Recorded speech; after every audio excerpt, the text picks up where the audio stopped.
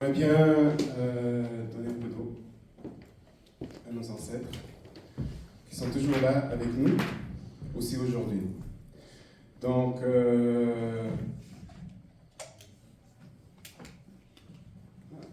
les techniciens, Amanda, vous connaissez?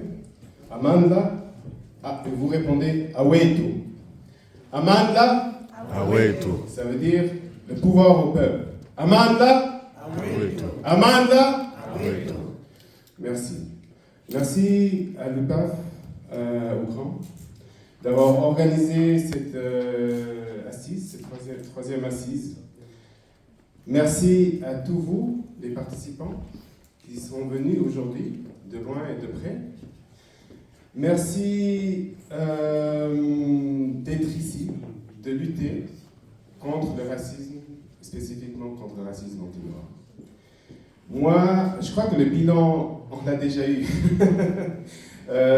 André Loewe, il a vraiment fait un bilan très explicite. Ah, on voit déjà, d'accord. Alors. C'est passé ici.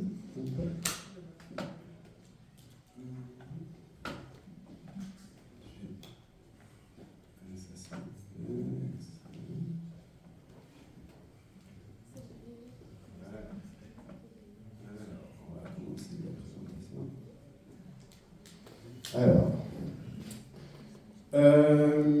je crois que plus important que moi pour le bilan, c'est de faire comment on va avancer. Parce que jusqu'à présent, on a vu, on a les lois, on a les normes, on a des rapports depuis 2001, on a des rapports déjà depuis 1999. Je vais vite voir un résumé. Hop là, c'est trop loin. Il y a la Commission européenne contre le racisme qui fait des rapports depuis 1999. On a des rapports de Durban, on a des rapporteurs spéciaux des Nations Unies qui sont venus. On a les comités pour l'émission de la discrimination raciale qui fait des recommandations toutes les quelques années. On a des rapports indépendants de Amnesty International, comme on a entendu, du Grand, qui fait des très bons rapports aussi contre le racisme anti-noir. Qu'est-ce que ça change ? Un monitorage récemment du service de lutte contre le racisme de l'État suisse démontre que 17% de la population résidente a déclaré en 2022 avoir subi une discrimination raciale. Une plus forte fait la discrimination au travail, au lieu de travail, dans l'espace public et à l'école. Donc depuis 1999 jusqu'à aujourd'hui, on a toutes ces informations. Qu'est-ce que ça change? On a l'impression que ça devient plus pire. Mardi passé, je ne sais pas si vous avez entendu, on a fait une conférence de presse, mais il y a eu le débâcle avec les militaires, donc on n'a pas passé dans les médias. Mais la commission du Conseil des États sur l'immunité a décidé de protéger des politiciens, 3 politiciens de l'UDC, qui ont clairement violé l'article 261 de la loi pénale contre la discrimination et l'incitation à la haine, donc la loi contre le racisme. Et puis, c'est des politiciens qui protègent des politiciens. Ça veut dire qu'il n'y a pas d'indépendance sur la question. Ça veut dire qu'un politicien, il peut être raciste en Suisse, et ça même confirmé depuis mardi passé, et ils peuvent se protéger eux-mêmes. Alors, qu'est-ce qui nous sert des procédures qu'on a et qu'est-ce qu'on peut faire? Et c'est ça que moi, j'aimerais bien vous inviter à réfléchir sur le processus. Parce que moi, j'en ai marre. Sincèrement, je ne vais pas revenir ici de nouveau, soit-il l'année prochaine, dans 2 ans, dans 3 ans, dans 4 ans, et vous redire la même chose qu'on a déjà eu. Les cas de violences policières, on les a entendus. On a entendu les décès. Ce qu'on n'a pas entendu, c'est toutes les autres personnes qui ont souffert de racisme. Il y a à Zurich un cas d'une personne noire avec des problèmes mentaux qui a été tiré par la police. Ils ont tiré 13 fois sur la personne. On se demande où est-ce qu'elle est la formation de des policiers qui portent le pouvoir de l'État.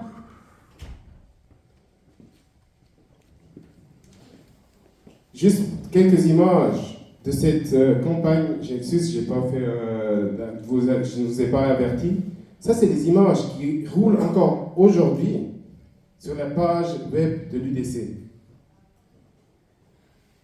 qui violent clairement l'article 261, mais par l'immunité parlementaire a été protégé. Mais ça continue. Je les ai pris maintenant sur la page officielle de l'UDC. C'est public. Et ça, nos politiciens, notre Parlement a protégé. Légitimité. C'est rien d'autre que ça qu'on connaissait déjà avant.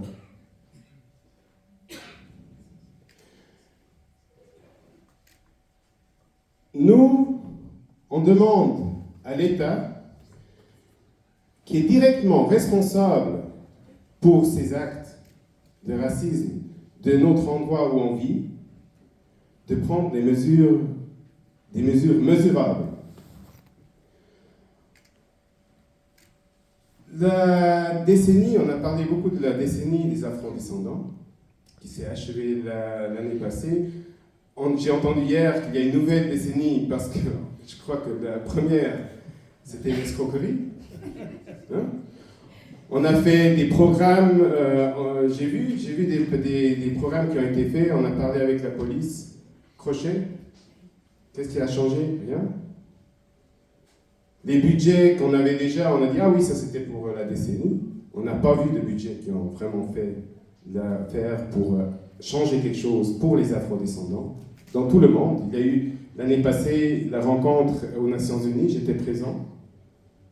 Et les rapports de tout le monde, ils sont fracassants.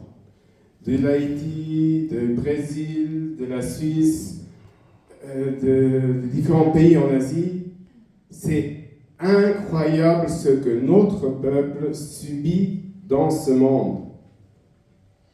Et puis, on ne prend pas de mesures. Ça ne change pas. Des fois, ça devient pire. En ce moment, ça devient pire. Parce que les privilèges, le racisme, comme Kanyana et André l'ont bien dit, c'est quelque chose de système. C'est un système sur lequel on bâtit la fortune pour quelques-uns qui ont les privilèges après de prendre toutes les ressources du monde. C'est pour ça que nous, on propose, ou là je propose, on est déjà en discussion avec la ville de Zurich. On est aussi maintenant, depuis hier, on a eu une rencontre avec certains membres de la ville de Genève. On propose de faire des mesures claires. Parce que la ville, c'est là, c'est notre espace de vie. Ça veut dire que la ville, les communes, ils peuvent définir qu'est-ce que nous, on vit dans cet espace de vie. Il y a les écoles, il y a les espaces publics, il y a l'éducation et les universités, les hôpitaux et les soins, il y a la sécurité, il y a l'habitat, il y a les lieux de travail. Tout ça, la ville, elle peut dire, elle peut définir. Ça veut dire, on ne doit pas aller loin, on ne doit même pas faire beaucoup, on n'a même pas besoin de beaucoup de ressources. On doit juste réclamer qu'ils implémentent ce qu'ils disent de faire. Et nous, on va les contrôler. J'ai pris d'une page web de la ville de Zurich, la ville de Genève, ce sera la même chose. On a tous ces secteurs-là, dans l'administration de la ville. La police, l'urbanisme, la culture, l'hôpital et les soins, l'intégration, le social, l'école, le logement. Donc partout, ils peuvent directement intervenir et changer. La ville, pour beaucoup de communes, elle a plus de ressources que les petites communes, donc elle peut servir de modèle. On peut changer les choses. Ça, c'est pas encore l'image qu'on a. C'est une image de communication de la police, c'est clair. Mais ça pourrait être une vision.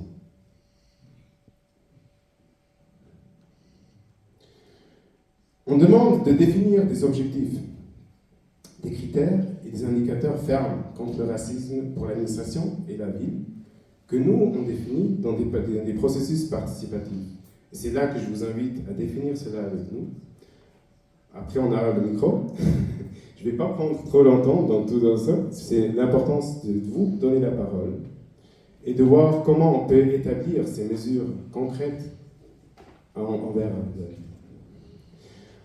On doit établir des comités d'experts indépendants de notre communauté parce qu'on en a marre d'aller à des endroits d'intégration ou bien de contre le racisme et c'est mené par des personnes qui ne nous ressemblent pas, qui n'ont pas vécu ce qu'on vit, et c'est eux qui décident des peu de ressources que la Suisse administre contre la lutte contre le racisme.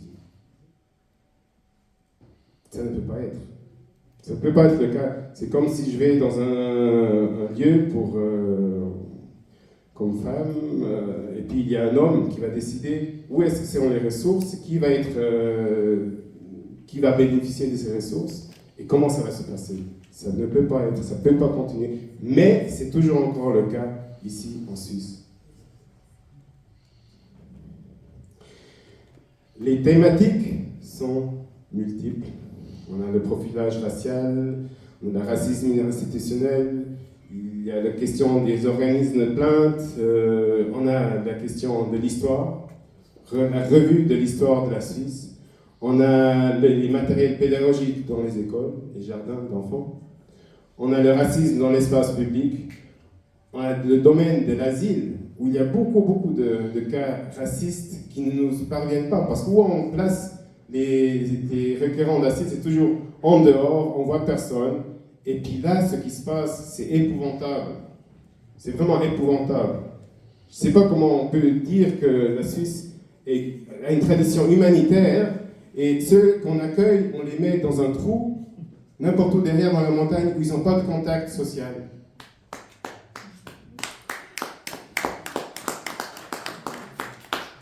On a le lieu de travail. Dans la recherche du travail, sur le lieu de travail, tout le racisme qu'on subit, l'habitat, et les villes ont souvent, les communes, ils ont une grande partie, ils peuvent définir des critères, et d'autres, ils ont de l'habitat eux-mêmes. Donc, ils ont aussi là la possibilité d'intervenir, et il y a certainement le système de santé. Ça, c'est quelques domaines juste pour montrer où on pourrait faire des changements concrets avec des indicateurs, des critères concrets, avec des formations, comme on l'a dit hier, obligatoires, menées par notre communauté. Voilà, ça c'est une méthode, on peut le faire. Nous, je ne me suis pas présenté au début, c'est Mando, je suis de la plateforme Sankofa, pour une plateforme pour une personne d'héritage africain.